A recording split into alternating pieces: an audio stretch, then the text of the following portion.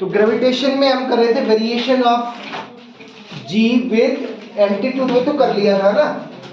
Variation of G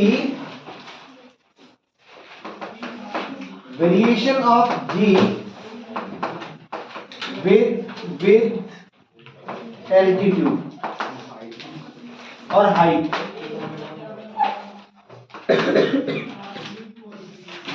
तो ये जो वेरिएशन था इसमें हमने क्या फॉर्मूला पढ़ा, एक्चुअल फॉर्मूला तो क्या था, G dash is equal to G over 1 plus H by R का होल स्क्वायर।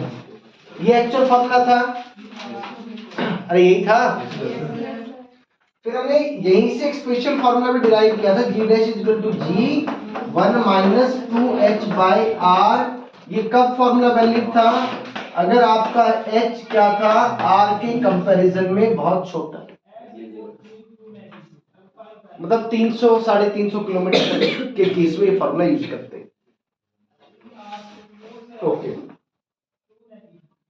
यहां पे हमने ये फॉर्मूला भी डिराइव कर लिया था कि delta G by G into 100% ये किसके बराबर आएगा, minus of 2h by R into 100%। ये नेगेटिव साइन क्या रिप्रेजेंट कर रहा है, negative sign represents a decrease in the value of ji.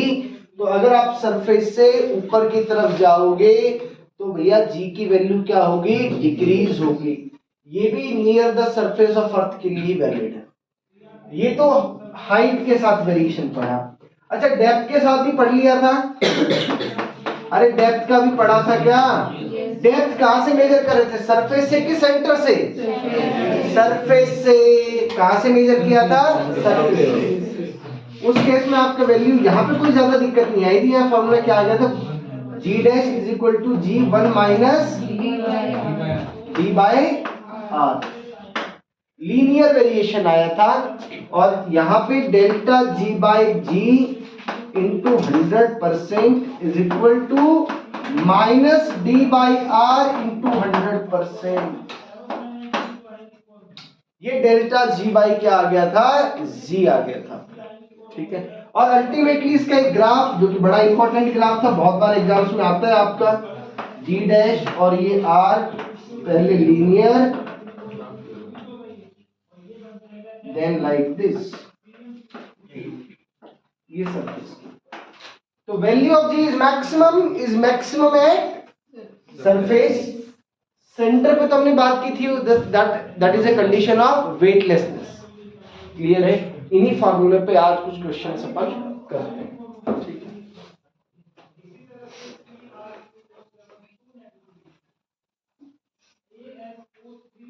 the very first question is, at what depth from the surface of the earth the value of g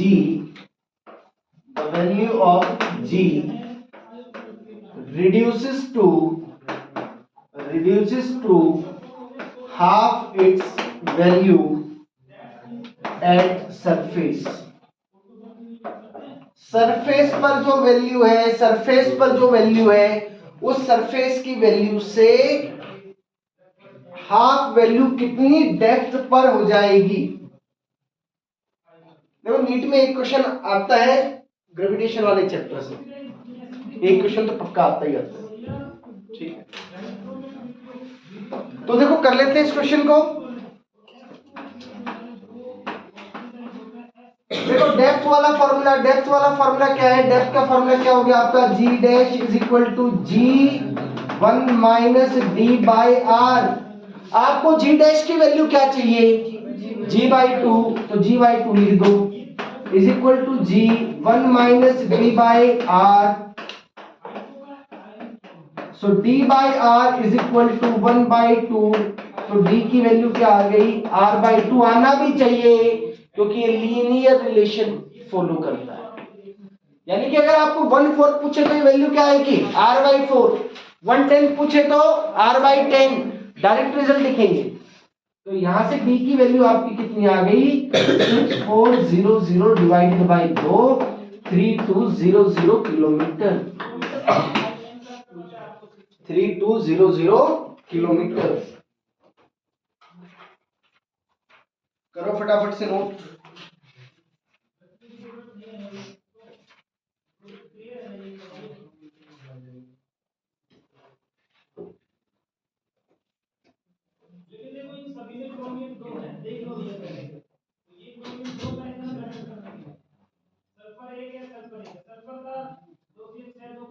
कर लिया भैया note?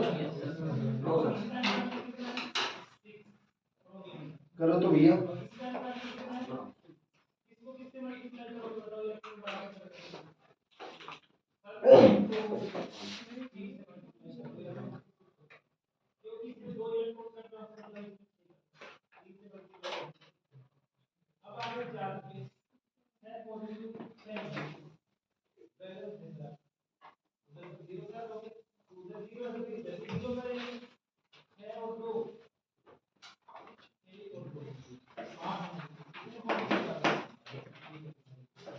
Find relation between H and D, height or depth, find the relation between H and D so that value of acceleration due to gravity becomes same।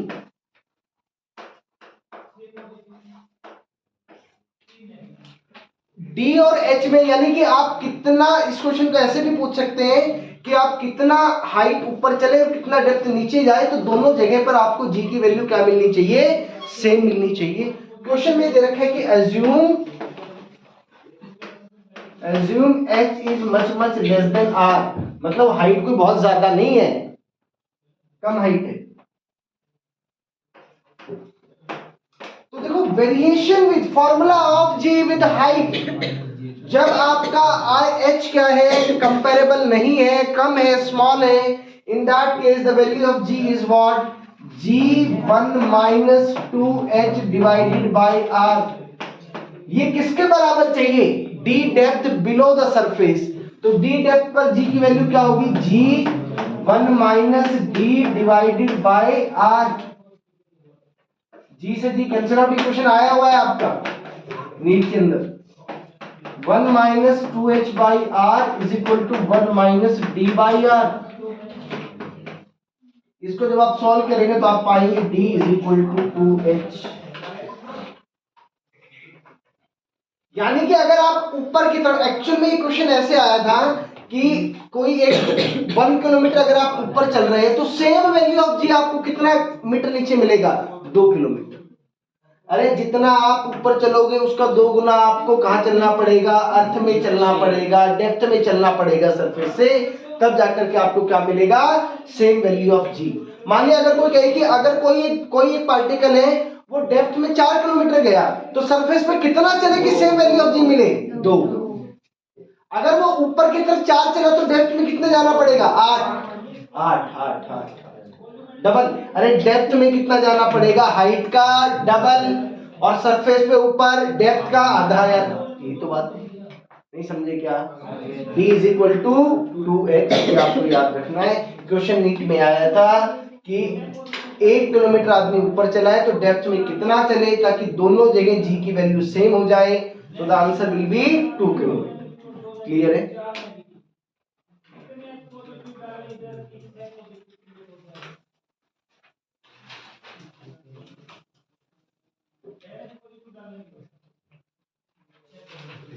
एक question और आया हुआ है, at what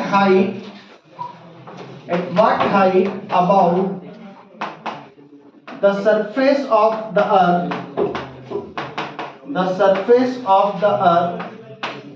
the weight of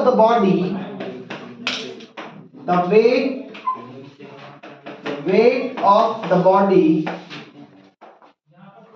reduces to 1/16 reduces to, क्या हो गया, reduces to 1/16 its weight on the surface. कितनी height पर चले ताकि उसका जो वेट है वो 1/16 हो जाए। तो क्या वेट 1/16 होता है तो जी की वैल्यू भी 1/16 हो गई क्या? अरे क्योंकि वेट बराबर क्या है, mg।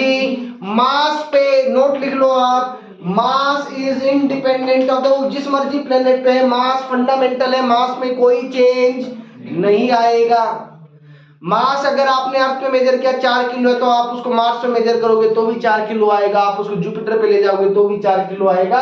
हर जगह मास उतना ही आएगा, चाहे ग्रेविटी की जो मर्जी वैल्यू हो, मास में कोई चेंज नहीं आएगा। लेकिन वेट बराबर आप क्या लिखते हो, m इंटू जी। m उतना ही है तो जितना वेट में चेंज आया उतना ही किसमें चेंज आएगा, g में। इट मींस जी डैश की वैल्यू इस बार आपको कितनी बताई है, 0 g/16। और हाइट के साथ वेरिएशन है, कौन सा फॉर्मूला इस्तेमाल करूं, कम हाइट वाला या फिर एक्चुअल फॉर्मूला? एक्चुअल फॉर्मूला भैया 1/16 घटा है, कम हाइट पर नहीं घटेगा। ठीक है, आया वो क्वेश्चन है आपका। It should be equal to, क्या फॉर्मूला यूज करूं, g/1 + h/r इस पूरे का स्क्वायर। तो भैया इसको क्या कर दिया जाए, क्या ये 1 यहीं पे रूट ले लूं तो 1/4 1/1 + h/r ऐसा ही कुछ बनेगा क्या? अरे तुम्हें समझ में आ रहा है क्या? 1 + h/r = 4, h = 3r, यही आंसर भी है। क्या बताऊं दोबारा बताइए भैया, क्वेश्चन में कहा है कि कितनी हाइट पर जो वैल्यू है वो वेट की वैल्यू 1/16 हो जाएगी at compare to the surface of the earth. तो वेट बराबर आप क्या लिखते हो, वेट बराबर तो mg है, m में तो कोई चेंज आता नहीं। इट मींस g की वैल्यू 1/16 हुई है, so g dash = g/16, it is equal to g। अब यहां से एक बात थी कि मैं 1 - 2h/r वाला फॉर्मूला इस्तेमाल करूं या फिर ये ओरिजिनल फॉर्मूला इस्तेमाल करूं। There is a significant change, 1/16 हो गई ये वैल्यू, तो वहां पे हाइट का सिग्निफिकेंट रोल आएगा। तो फिर कौन सा फॉर्मूला यूज करेंगे, एक्चुअल फॉर्मूला यूज करेंगे। क्लियर है? अरे ठीक है, कर लिया नोट ये, एक मिनट।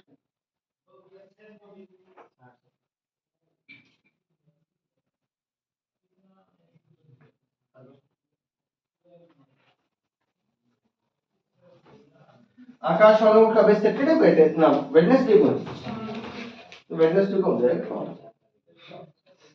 कल ही हो जाएगा। चलो, variation of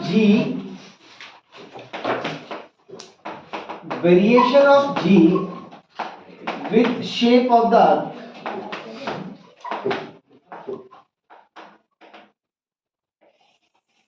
variation of g with the shape of the earth।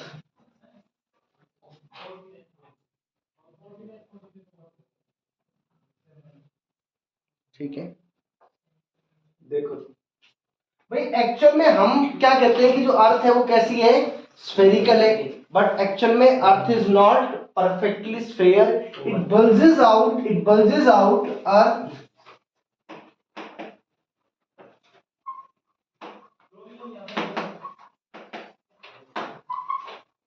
मतलब कुछ इलेप्टिकल शेप है, कुछ कैसी शेप है, इलेप्टिकल शेप है, इस तरह की फॉर्मेट में। ये रेडियस एट इक्वेटर और ये इधर कौन रहता है, तो ये पोल वाला हो गया ना, नॉर्थ, ये साउथ, ये ईस्ट, ये वेस्ट। तो भैया radius at equator is greater than radius at पोल।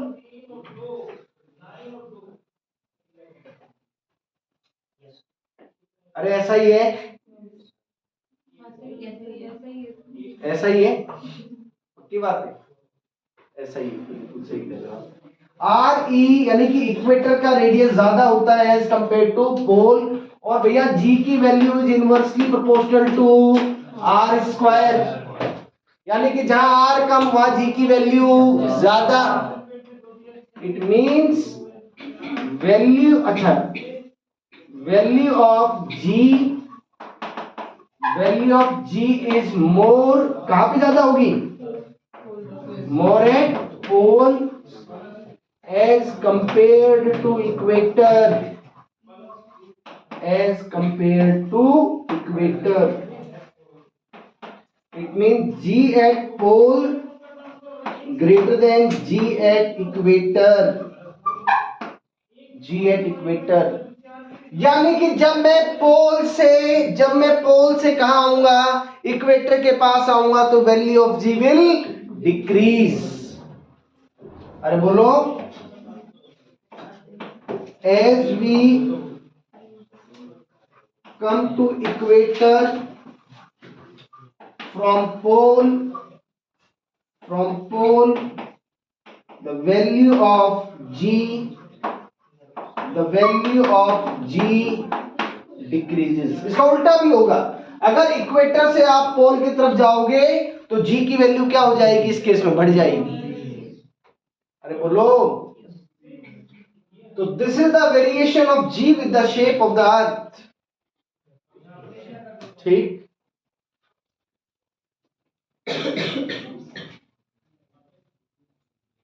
कर लिया ये?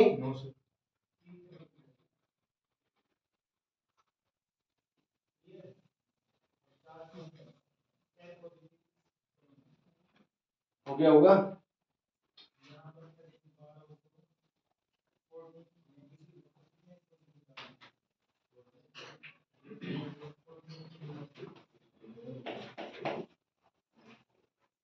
Next is variation of G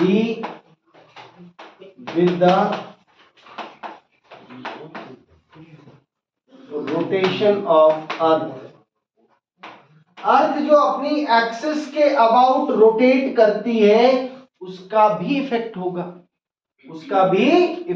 देखो क्या इफेक्ट होगा।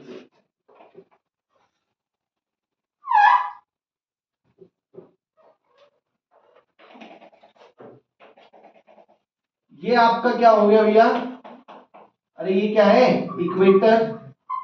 अरे इक्वेटर जानते हो सब? पढ़ा है सबने एसएस में? ये वाली लाइन कौन से होगी? अरे ये तो इक्वेटोरियल होगी ये। अरे अच्छा, इस पर कौन लाई करता है, सबको पता है? ये इक्वेटर, ये सबको मालूम है ना। लेट अस से कि यहाँ पर कोई एक पार्टिकल रखा है जिसका मास क्या है, m। मास क्या है जिसका, m। ये इधर क्या लग रहा है, mg, सेंटर की तरफ ही लगेगा। ये हमने एक इक्वेटर के साथ, ये जो mg जो है, वेट की जो लाइन है, वो जो एंगल बना रही है, लेट दिस बी लैम्डा। अच्छा, यहाँ पे g की वैल्यू क्या है, g डैश मान, ठीक है। ये this lambda, this angle is known as angle of latitude.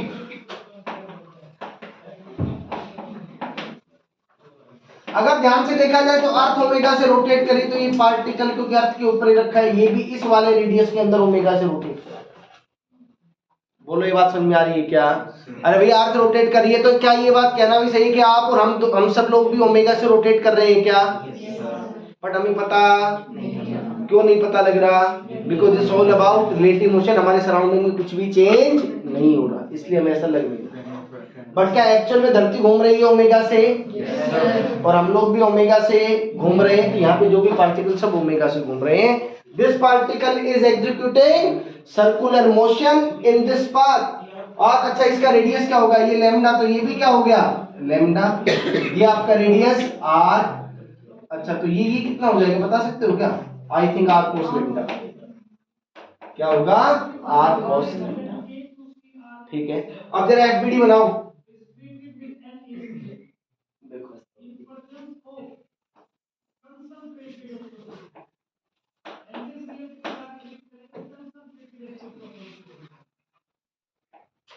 ये इधर आपका ये तो mg लग रहा है, इसको अलग से बना लो एक बार।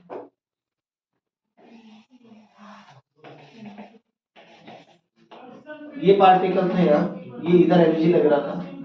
mg का इधर ये कंपोनेंट क्या बनेगा बेटा, mg cos ऑफ लैम्डा। और अगर सूडो फोर्स की बात करें तो m omega square r, m omega square r, ठीक है। अरे ये तो लगता है सेंट्रीफ्यूगल फोर्स की अगर आप बात करो तो ये क्या लगेगा, m omega square r।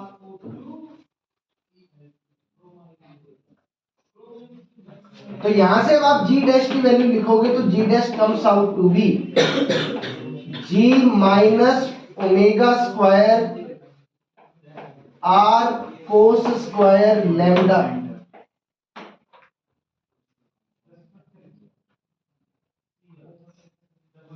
g minus omega square r cos square lambda, आपको ये बात ध्यान रखनी है।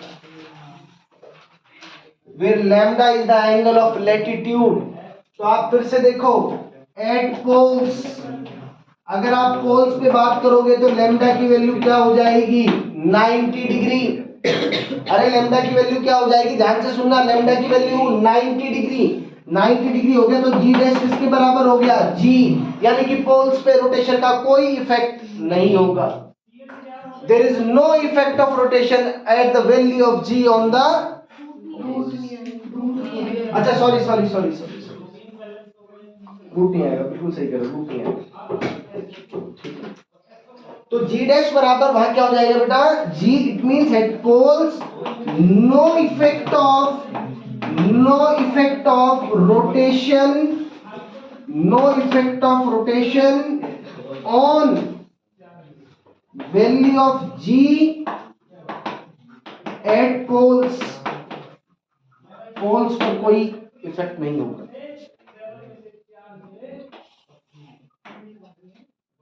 और भी एक बात देखो,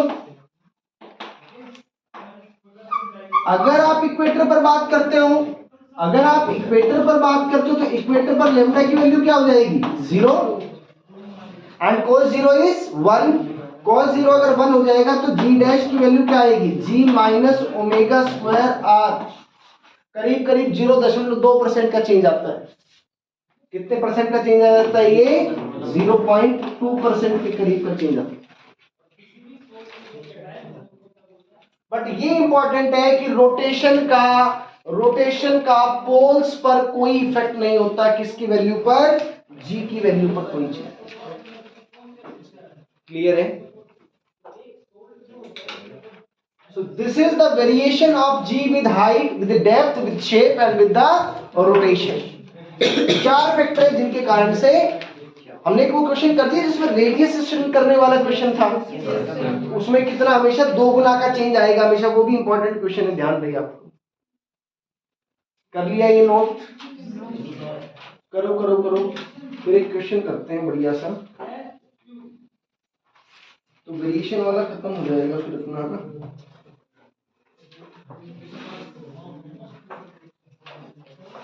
कर लिया नोट,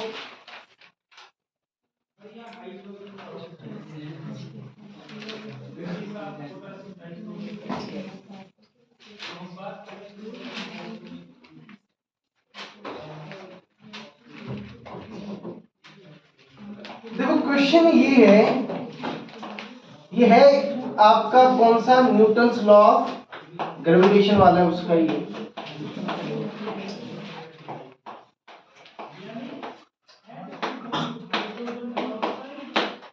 ये एक यूनिफॉर्म रॉड है जिसका मास कैपिटल M है और इसकी लेंथ L है।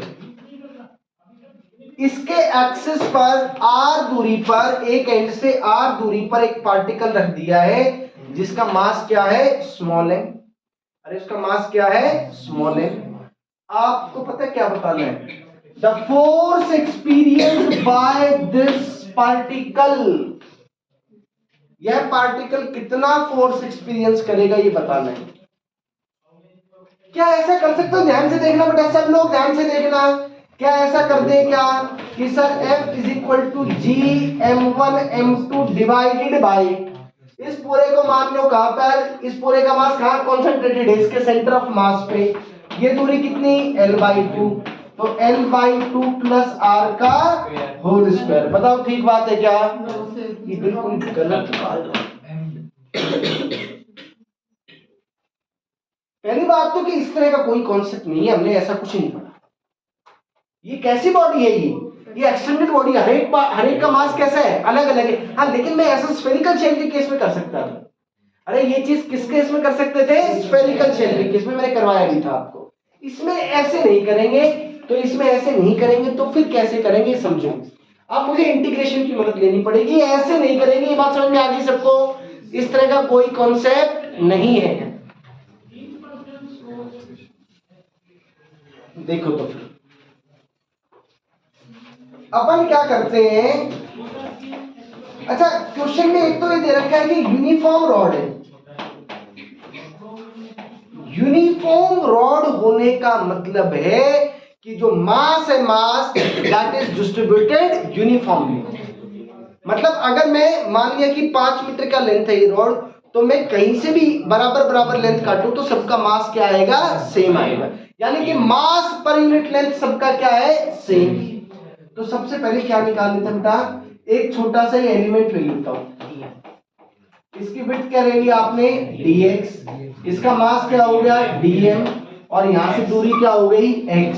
क्या अब मैं F = gm1m/r² फॉर्मूला लगा सकता हूं क्या?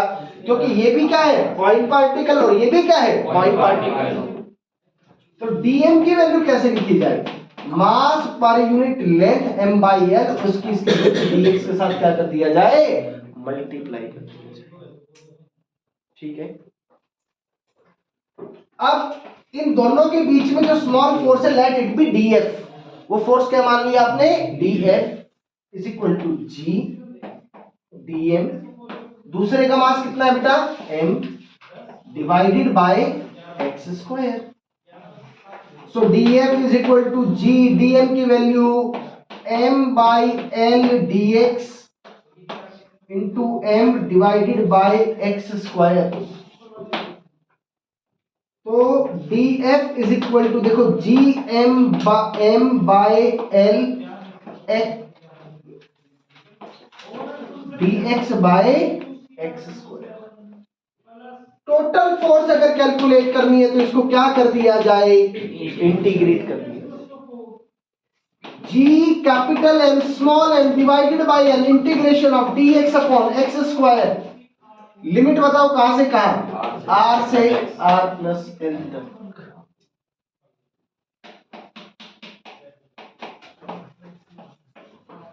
अच्छा, ये 1/x² का इंटीग्रेशन, आप इसको क्या लिख सकते हो, इंटीग्रेशन ऑफ x के पावर -2 dx। तो -1/x इंटीग्रेशन आ जाता है इसका, जो सॉल्व -1/x r से r+l। F = gm/l, और लिमिट वगैरह सब रखोगे तो अल्टीमेटली ये रिजल्ट आएगा 1/r - 1/r+l। और चाहो तो सिंप्लीफाई करके ऐसे लिख दो, ये L कैपिटल ही आएगा ना, कैपिटल L लिखा है।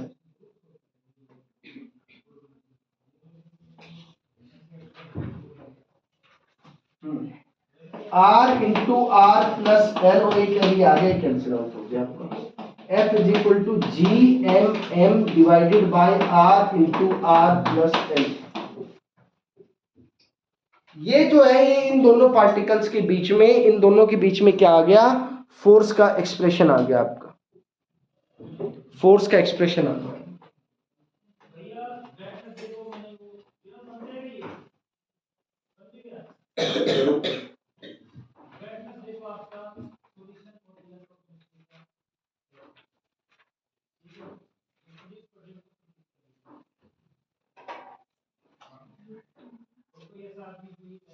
कर लिया नोट?